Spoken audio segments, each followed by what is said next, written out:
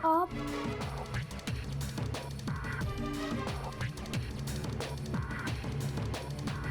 श्वेता ने तो आज अपनी हद ही पार कर दी। सावरी के लाड़ पैर का कुछ ज्यादा ही फायदा उठा रही है। अभी बात करती हूँ। माँ रुकिए, श्वेता ने कुछ नहीं बोला था। मैं खुद उसके लिए आइसक्रीम लेने गई थी। सच सच क्या है और झूठ क्या, ये मैं अच्छे से जानती हूँ। और अगर ये सच है भी तो सबसे पहले सजा तुझे मिलेगी। चल। क्या हुआ? कुछ भी तो नहीं। तुमने मुझसे झूठ बोलना कब से शुरू कर दिया है सावरी? तुम्हें दर्द हुआ ना? दिखा।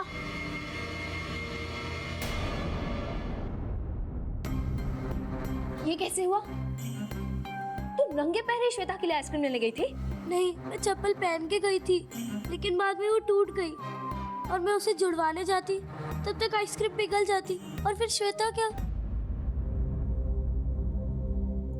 तू पागल है, बिल्कुल पागल है। ऐसा नहीं करते। श्वेता की जिद पूरी करने के लिए तू अपने आप को तकलीफ दे रही है। इतनी छोटी उम्र है तुम्हारी, इतनी सी उम्र में कैसे कर लेती है? चल।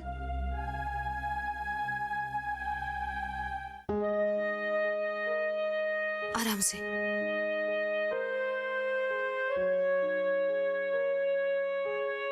यहां बैठो,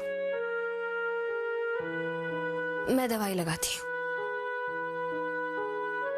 सावरी, दूसरों का ख्याल रखना बहुत अच्छी बात है, लेकिन उसके लिए अपने आप को तकलीफ देने की क्या जरूरत है? क्या हो जाता अगर श्वेता एक दिन आइसक्रीम नहीं खाती तो? माँ वो जानती हूँ, जरूर कुछ धमकी दी होगी तुम्हें, लेकिन उसकी हर जिद पूरी करने की कोई जरूरत नहीं है। क्या जरूरत है नंगे पैर धूप में जाने की? सॉरी माँ, दोबारा ऐसा नहीं करूंगी जो आपको गुस्सा दिलाए। पर माँ, आप है ना, गुस्सा मत हुआ करो, मुझे बहुत बुरा लगता है। और श्वेता को भी गुस्सा मत किया कीजिए, वो तो मुझे और भी बुरा लगता है। नहीं करोगी ना माँ? इसमें भी श्वेता की फिक्र? हाँ माँ, बहुत जलेगा ना? नहीं, पता भी नहीं चलने दूंगी। एक काम करो, तुम अपनी आंखें बंद करो। एकदम चींटी काटने जितना दर्द होगा सिर्फ, और इतना दर्द तो मेरी बहादुर सावरी आराम से सह लेगी। पता है, जब मुझे चोट लगती थी तब मेरी माँ दवाई लगाते हुए कहती थी, चींटी चढ़ी पैर पर, छोटी सी बाइट मारी, बिल्कुल नहीं चिल्लाई, मेरी बेटू प्यारी। चलो अब आंखें खोलो। हो गया, पता चला?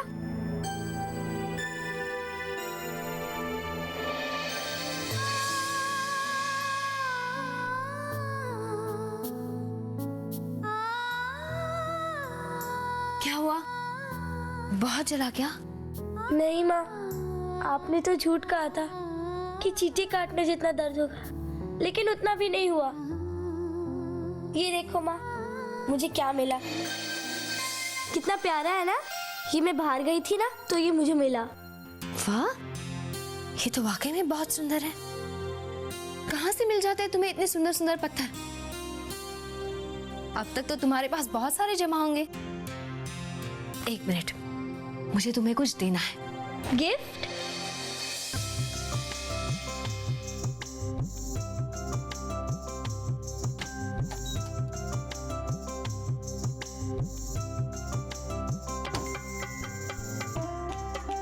ये लो, तुम्हारे लिए खरीदा था। वाह माँ, ये कितना सुंदर है। अब तुम अपने सारे पत्थर इसमें रख सकती हो। मेरी प्यारी सी बेटी के लिए प्यारा सा गिफ्ट। थैंक यू माँ। माँ, मैं अभी जाकर बड़ी माँ को दिखा कर आती हूँ। ठीक है? अरे संभाल कर।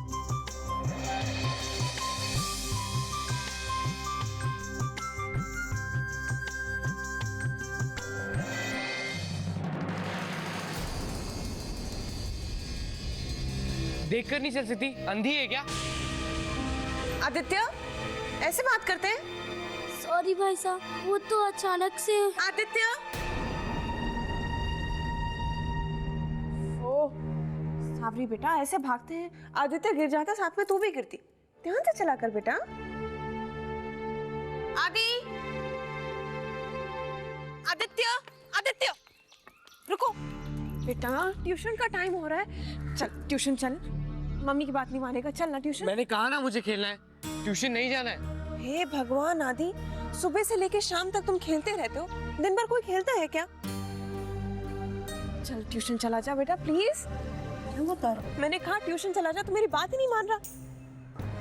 आदि बेटा, खेलना कूदना बहुत जरूरी होता है, लेकिन उतना ही जरूरी होता है पढ़ना लिखना। तुझे तो हर बात में आगे बढ़ना है बेटे, नहीं तो लोग क्या कहेंगे कि दादी का पोता खेलने कूदने में तो बहुत तेज है और पढ़ाई में बिल्कुल पीछे। जाएगा ना ट्यूशन पे? नहीं जाऊंगा।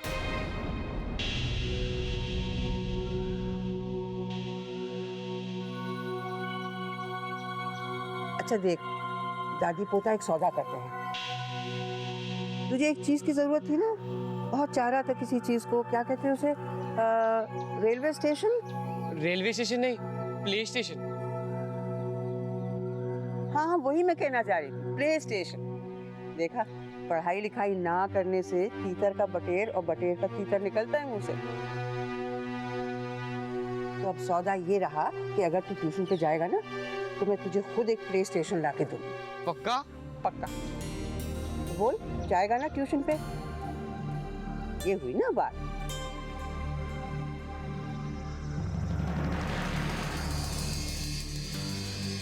क्या बात था वो? ऐसे लालच दे देकर इसको हम मनाएंगे तो कैसे चलेगा? तू चिंता ना करता रहा, बच्चा है। इस उम्र में सारे बच्चे खेलना कूदना ज्यादा पसंद करते हैं। तो देखना, जब बड़ा हो जाएगा तो अपने आप समझने लगेगा। चल अब अंदर चल। बड़ी माँ, ये देखो कितना प्यारा बॉक्स है ना। ये मुझे मेरी माँ ने दिया है। वो मेरे पत्थर होते हैं ना, अरे वो मेरा जमा करने का शौक, हाँ उसी के लिए। कितना सुंदर है ना, बिल्कुल मेरी माँ की तरह। बड़ी माँ, पता है मेरी माँ ना इस दुनिया की सारी माँओं से बहुत अच्छी है। मुझे कितना प्यार करती है कि मैंने अगर कोई गलती भी की ना तो मुझे ज्यादा डांटती भी नहीं। सच्ची बोलूं, तुमने जब मेरी चोट देखी ना तो उन्हें बहुत बुरा लगा और वो थोड़ी रोती रोती सी भी हो गई। बड़ी माँ, आप है ना, मेरी माँ को कभी रोने मत देना।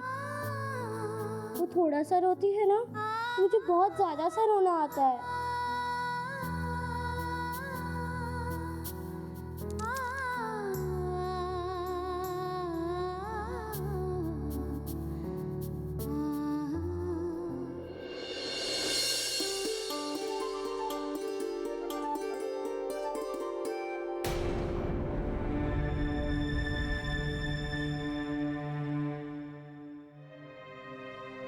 सावरी, जी बाबा। कहाँ जा रही है? एक काम करेगी, आदित्य के ट्यूशन का बैग तैयार करके ले आएगी, इतने में मैं उसे खाना खिला दूं। जी बाबू। हाँ।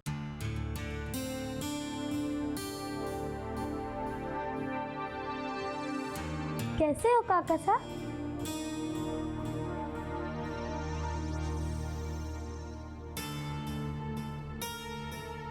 काका साहब, पता है ये मुझे माँ ने दी है, क्योंकि मैं रंगीले पत्थर जमा करती हूँ ना, तो अब से मैं वो सब अभी इसी में रखा करूँगी।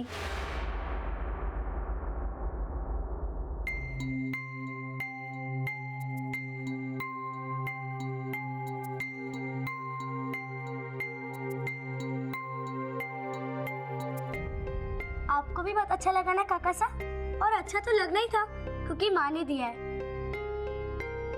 और देखो, मुझे एक नया पत्थर मिला है, ये बाकी सबसे अच्छा है ना। अरे सांवरी, अभी तो कह रही थी भाग के भैया का बस्ता लाएगी और अब अपने काका साथ से बातों में लग गई। अरे भैया को ट्यूशन के लिए देर नहीं हो जाएगी? ओहो, मैं भी ना, मैं अभी जाकर आदित्य भाई साहब को उनका बैग देकर आती हूँ। रहने दे, मैं दे आऊंगी। अरे मैं तो इस श्वेता को दिखाना भूल ही गई, अभी जाके दिखाती हूँ।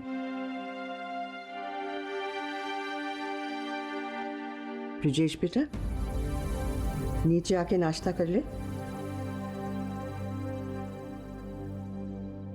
मैंने अपने भाई को मारा है।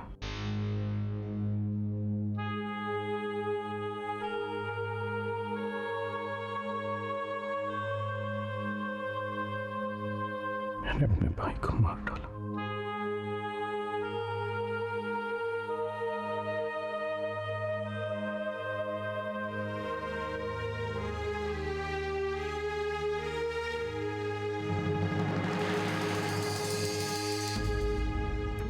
उल्का उल्का, अरे कोई आ रहा है, अब मैं क्या करूं, किधर छुपाऊं? अरे मेरी book. Different living things, injects और ये देखना, माँ ने मुझे दिया है मेरे रंगीन पत्थर रखने के लिए। कितना प्यारा है, देखना देखना।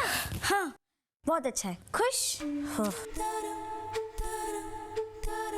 ये क्या कर रही है? तुझे दिख नहीं रहा मैं लिस्ट बना रही हूँ। कैसी लिस्ट? तुझे क्या कुछ याद नहीं रहता? मालूम है परसों मेरा बर्थडे है और मालूम है मैं बड़ी मस्त पार्टी देने वाली है जिसमें मेरे सब फ्रेंड्स आने वाले हैं, उन्हीं की लिस्ट बना रही हूँ। श्वेता, याद तो तुझे नहीं रहता। तूने तो कहा था कि आइसक्रीम खाने के बाद तू अपना स्कूल प्रोजेक्ट पूरा करेगी, लेकिन वो क्यों नहीं कर रही? वो जरूरी है ना?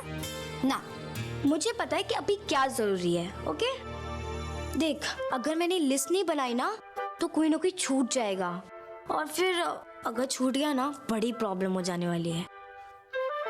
वैसे भी तो फ्री है ना, तो तू मेरा प्रोजेक्ट बना देना। मैं नहीं बाबा, अगर किसी को पता चल गया तो स्कूल में भी तुझे डांटेंगे और घर पे भी। कैसे पता चलेगा यार? देख, ना तू उन्हें बताने वाली है और ना मैं। प्लीज ना सावरी, देख ये लिस्ट भी बहुत जरूरी है और वो प्रोजेक्ट भी। क्या तुझे अच्छा लगेगा तेरी बहन का प्रोजेक्ट भी पूरा ना हो और उसे कम नंबर मिले? तू अपनी बहन के लिए इतना नहीं कर सकती?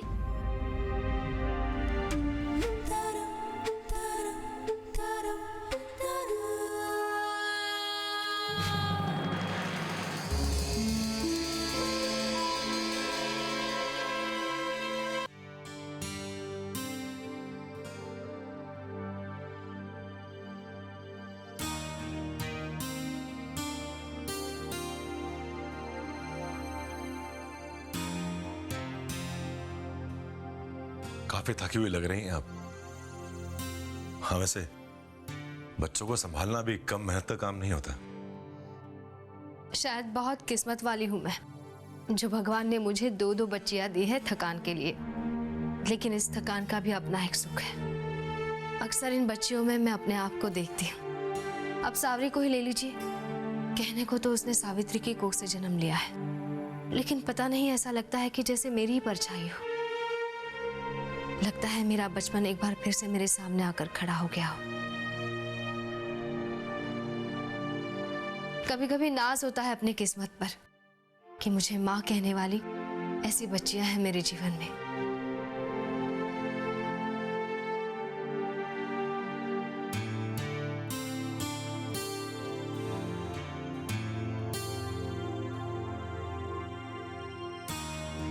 जानती हो सलोनी, कभी कभी इन बच्चों के साथ जब मैं खुद बच्चा बन जाता हूँ तो ऐसा लगता है मानो मेरी ईश्वर की खोज पूरी हो गई हो।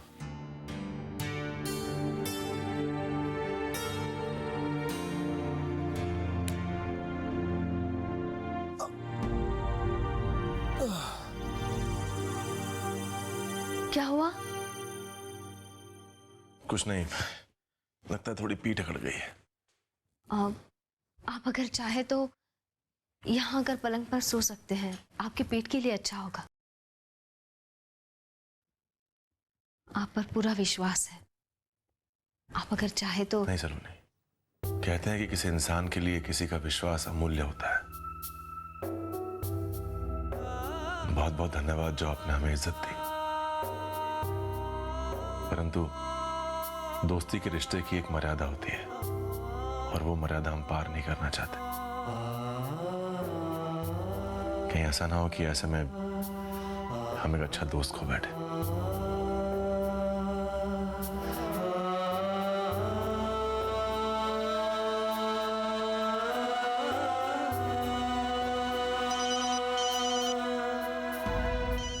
इतनी रात को कौन हो सकता है?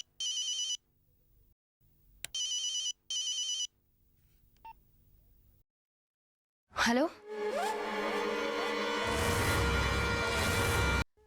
इतनी रात को फोन करने के लिए माफी चाहते हैं सलोनी। क्या करे, बस अचानक आपकी याद आ गई तो हमसे रहा नहीं गया। आफ्टर ऑल हमारा रिश्ता ही कुछ ऐसा है ना। दरअसल हम जानना चाह रहे थे कि एक पराई बच्ची के जन्मदिन में अपनी खुशियां ढूंढते ढूंढते कहीं अपने बच्चे के गम को भुलाने की कोशिश तो नहीं कर रही आप? अब तक आपने उसका हालचाल तक नहीं पूछा। नहीं, अगर आप जानना नहीं चाह रही हैं तो हम फोन रख सकते हैं। नहीं नहीं उर्वशी, कैसी है मेरी बेटी? वो ठीक तो है ना? ये सारी बातें मिलकर नहीं करनी चाहिए। आफ्टर ऑल आपकी बेटी का सवाल है। फोन पर ये सारी बातें थोड़ी रूखी सूखी हो जाती हैं। तो हम वहीं मिले जहां हमेशा मिलते हैं। See you। उर्वशी,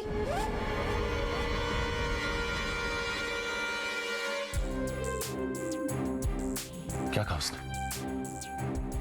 अभी मिलने के लिए बुलाया है। अमृत जी, इतने साल हो गए, आज तक मैं एक बार भी अपनी बच्ची को नहीं देख पाई। कहाँ होगी, कैसी होगी, कुछ भी तो नहीं जानती मैं उसके बारे में।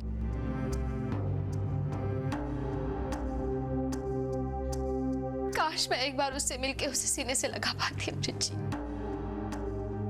सिर्फ एक बार, एक बार, एक बार अमृत जी।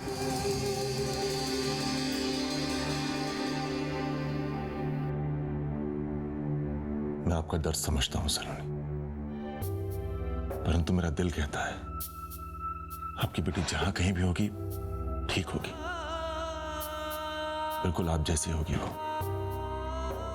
हमेशा दूसरों की खुशियों के बारे में सोचने वाली, बहुत ही खूबसूरत इंसान, एक बहुत ही खूबसूरत बेटी बनकर रह रही होगी वो।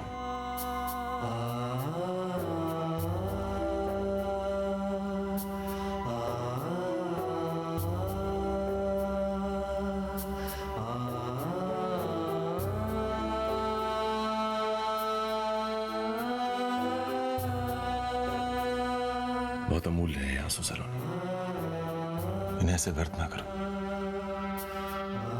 तो क्या करूं मैं? कैसे समझाऊं अपने दिल को जो हर वक्त अपनी बेटी को पुकारता है, उसके लिए तड़पता है। श्वेता और सावरी का चेहरा देखकर मैं अपने दर्द को बर्दाश्त कर लेती हूँ, लेकिन श्वेता का जन्मदिन मेरे इस दर्द को कम करने के बजाय और बढ़ा जाता है। मेरी बच्ची की याद में मैं श्वेता का जन्मदिन ठीक उसी दिन मनाती हूँ जिस दिन मेरी बच्ची इस दुनिया में आई थी। खुद को बहलाने की बहुत कोशिश करती हूँ अमृत जी, लेकिन नहीं हो पाता। क्यों ईश्वर ने माँ का दिल इतना कमजोर बनाया है? अगर माँ का सुख दिया है तो उससे उसके औलाद के दूर होने का गम क्यों लिखा है तकदीर में? सलोनी, दुनिया में ऐसा कोई इंसान नहीं जिसकी तकदीर में गम लिखने के साथ ही ईश्वर ने उस गम के खत्म होने का समय ना लिखा हो। आज नहीं तो कल ये दर्द खत्म हो जाएगा, आपकी बच्ची आपके पास वापस लौट आएगी। तब तक अपनी आंखों के आंसुओं को बचा कर रखिए। उस दिन जितने खुशी के आंसू बहाना है बहा लेना, मुझे विश्वास है वो दिन बहुत जल्द आएगा आपकी जिंदगी में। आपकी बातें सिर्फ सहारा नहीं देती अमृत जी, जिंदगी जीने का हौसला देती है। जाने क्या बताएगी जीजी अब मेरी बच्ची के बारे में।